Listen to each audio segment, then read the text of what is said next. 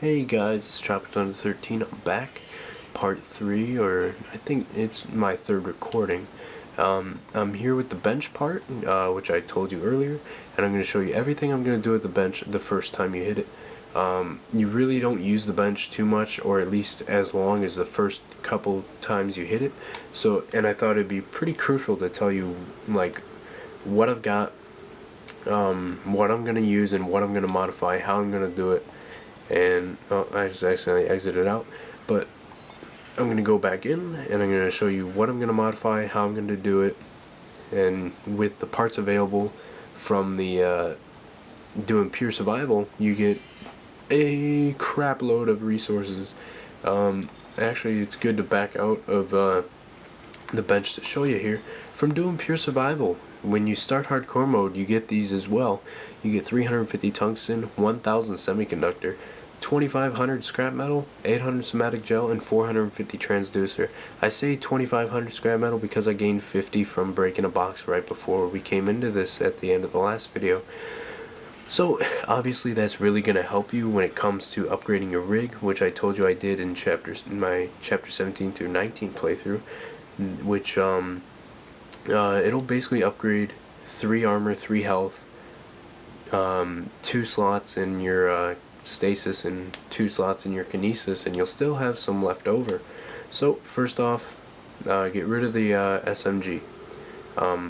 Hopefully you have the limited edition, or at least a save file on your Dead Space 2. This way you can get the Planet Cracker. Now the only thing is, these 2 plasma cutters have some up and downs. This one is really good on reload. This one is just double it pretty much. This has a little bit more damage, not too much, but significant. Whoops. This one, bigger clip. This yellow one has a bigger clip, the one you get from the beginning, and this one gets more speed. So let me tell you right now, you're gonna want damage and speed. You're not gonna want damage, or you're not gonna want clip and reload. Those are insignificant compared to damage and rate of fire. So what I'm gonna do is I'm going to take the Planet Cracker due to the fact that it gets high rate of fire and more damage. And then I'm going to take the Evangelizer as well. It's a really well-rounded weapon, and you're going to want the carbine at some point, like a carbine rifle. Obviously I got no upgrade circuits yet, haven't run into them.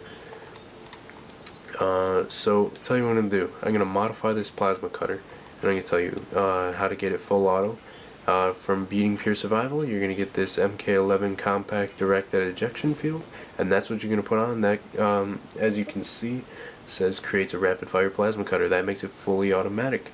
Now as you see, it takes down its damage, pretty much cuts it in half, upgrades its reload, upgrades its clip, and upgrades its speed. Now as I said before, you're going to want stuff that upgrades speed and damage, and you're going to want to do anything to maximize that. But as you see here, it takes down the damage. Now I'm going to tell you right now, it doesn't exactly matter for this one, because you're getting speed. Speed is more important than damage. This will gain you space between the necromorphs, and it'll allow you to just put more shots into them faster, so it kind of balances out. Now this is still a really powerful weapon. It kills them, as I said before, it killed them in 3 to 6 shots or something like that. So now attachment 1. Since this is, you get all these parts, I'm actually going to modify my camera view right here, just so you can see this a little better. Hopefully I can get it. I'm gonna have to adjust that. So you can get all of these, and you're gonna want to put damage support for this, the attachment 1, and then your attachment 2. I like to go with acid bath. It does a lot more damage than I expected, and I ended up starting to like it. But I'm gonna adjust my camera. I might have to edit a bit, which is what I said I wouldn't do, but here we go.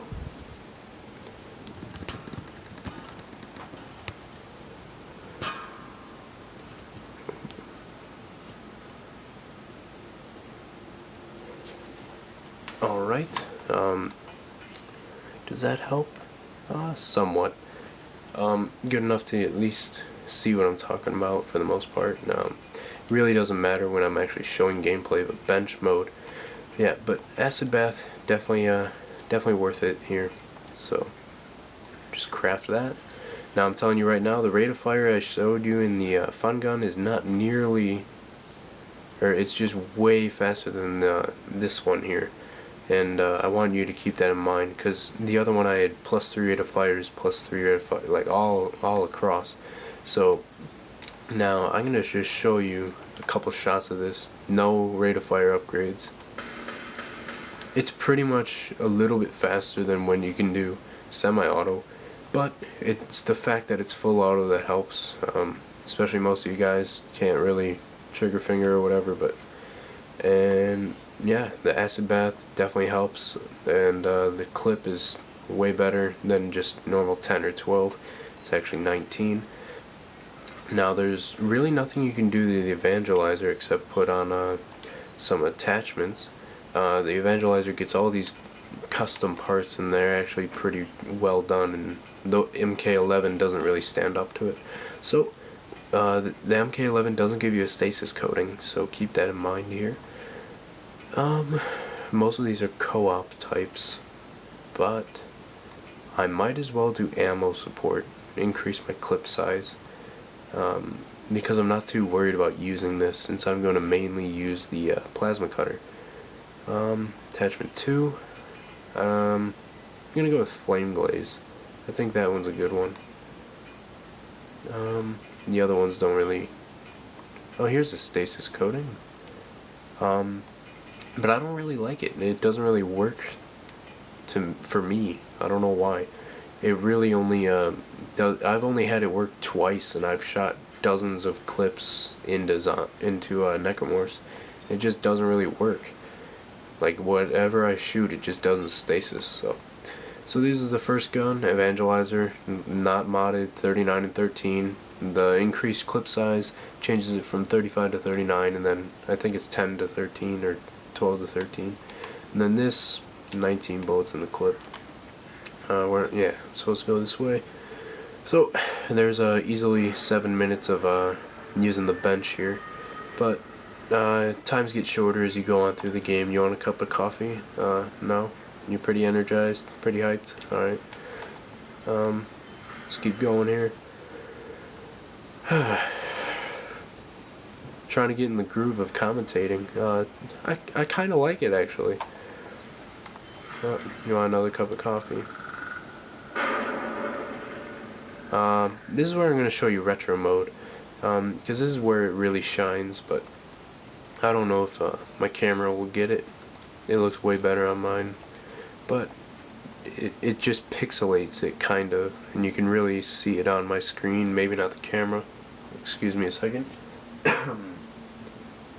Didn't really have to cough, but there's like some in my throat. So it shines when stuff other than Isaac is moving, because it kind of drops the frames, and it's really low frames, and it looks like the really old games where they try to do first person, as you'll see right here. You can see it all really frame rate dropped, and that's not my camera doing that. Mine's an HD 60 frames. Oh, I got hit. I wasn't paying attention. I was looking through the camera, sorry. So I'm gonna kill myself here, just to set it back so you can see the retro mode. And as you see, the loading screen also changes to the old version.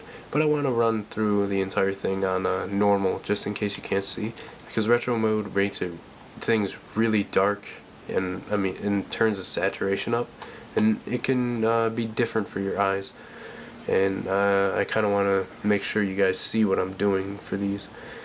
So I'll just run this room again. But it looks great when you're stasis the guy, because it's like 1 frame every 2 seconds, and it's awesome. So I usually go legs first, as I said before, especially since they can run like that. But I mean, this pretty much destroys them. I mean, you just gotta keep firing. Like, look at that. Gone. Didn't even take a damage. Yeah, retro mode kind of threw me off that time, and that's why I kind of died, because I was too busy looking at the detail.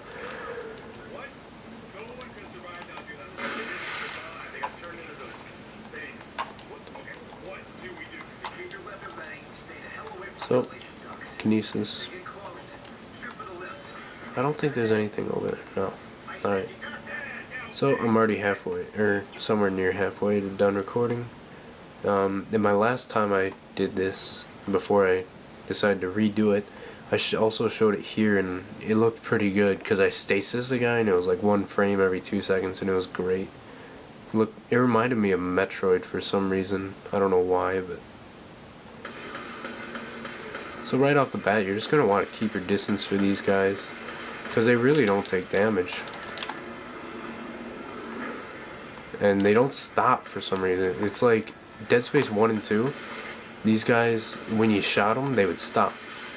But in here, it's like, they get shot, they don't even care. And that really made me mad when I was trying to do my playthroughs and stuff. So I would be shooting them forever, and they wouldn't even flinch or anything.